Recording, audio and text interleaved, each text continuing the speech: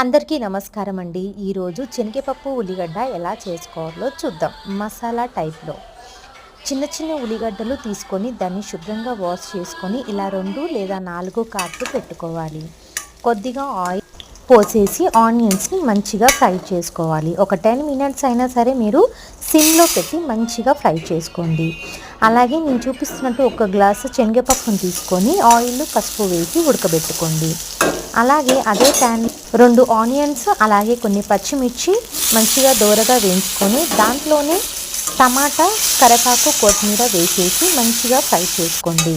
Mixie పట్టుకునేటప్పుడు దాంట్లో ఎల్లిపాయ paste వేసేసేయాలి. మళ్ళీ మనము సపరేట్ బౌల్లో 1 చెంచా కారం అలాగే 1 చెంచా పసుపు, దీంతో 2 చెంచాల కొబ్బరి పొడి అలాగే 1 చెంచా ధనియాల పొడి వేసేసుకోవాలి. అలాగే 1 చెంచా ఉప్పు, అలాగే మీకు సరిపడకపోతే ఇంకొక చెంచా ఉప్పు అయితే వేసేసుకుంటున్నాను.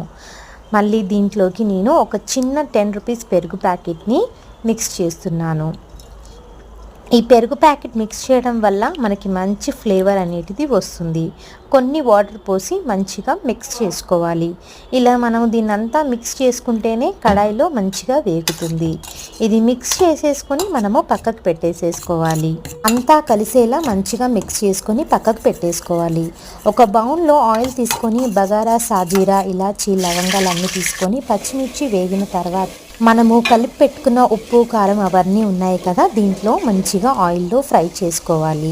తర్వాత మనం మిక్సీ పట్టుకున్న ఆనియన్ అలాగే టమాటా కూడా దీంట్లో వేసేసి కలిపేసుకోవాలి. ఒక 5 మినిట్స్ మనం సిమ్లో పెట్టిన తర్వాత దీంట్లో మనము శనగపప్పుని యాడ్ చేసేయాలి. శనగపప్పు ఉడికిన తర్వాత దీంట్లోకి నేను ఆనియన్స్ వేసేసుకుంటున్నాను. ఆనియన్స్ మంచిగా లోపటి వరకు ఉడకాలంటే ఒక 10 మినిట్స్ మనము సిమ్లో పెట్టాలి. అంతా రెడీ అయిన తర్వాత దీంట్లో మనము ఒక గరం మసాలా యాడ్ చేసేసుకోవాలి.